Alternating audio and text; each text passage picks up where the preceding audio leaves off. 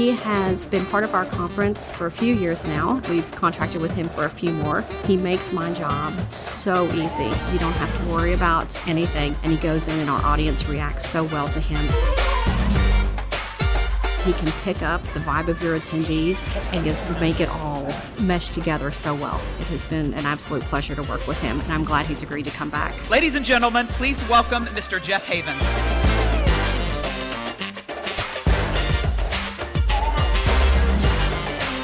Being innovative, being creative, coming up with solutions to problems, exploiting opportunities is not hard. We just make it sound like it's hard sometimes. Meaning is more important than having a good time. It is more important than perks. It is more important than money.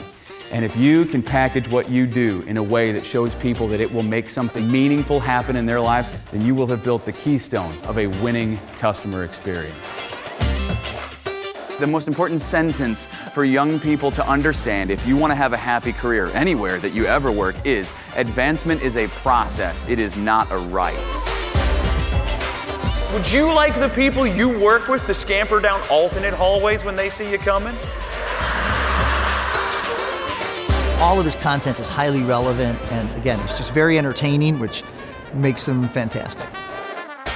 Jeff does a phenomenal job. Something strange about how you just basically drive things home.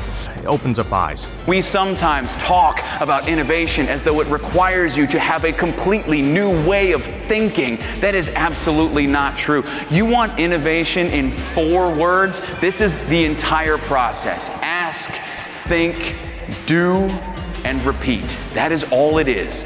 That is all it ever has been. And every single one of you not only has been doing it your entire life, but can do it anytime you want, with anything you want. If you want to speed up, if you want to see your business blowing past your competition because you are coming up with new and better ideas at a faster rate than they are, if this is actually genuinely important to you, you first have to slow down. I think it was all very relevant and very good information, but I love to laugh. And anything that makes you laugh engages you and keeps your interest and helps you learn. This is going to be a very good time. We are going to focus, folks, on leadership, or as I like to call it, bending others to your will. You don't have to write anything down today, but if you did, one sentence I want you to take away from today, it's this one. Other people are annoying.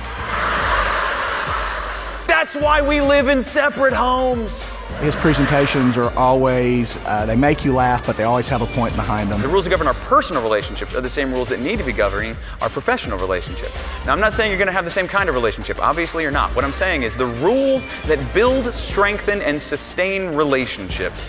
Active listening, mutual respect, paying attention to your tone of voice, being open-minded, having an open door policy. Those are exactly the same, whether you're talking about dealing with your kids, your spouse, your friends, your family, your colleagues, your bosses, or your employees. I think a lot of times we forget to focus on the mission of the company, and we spend too much time trying to make people feel good about themselves and not enough time making them feel important. We need to be doing both of these things if we want engaged employees. He's different than anybody that you've ever met. I enjoyed the energy, the humor, the laughter. Had a lot of fun with it, real excitement, and then he brings back a really good message. I think it really sets the tone for what we're trying to do in our organization. We got the internet, and young people, you don't even know. For a decade, we used the internet like this. Don't pick up the phone, please.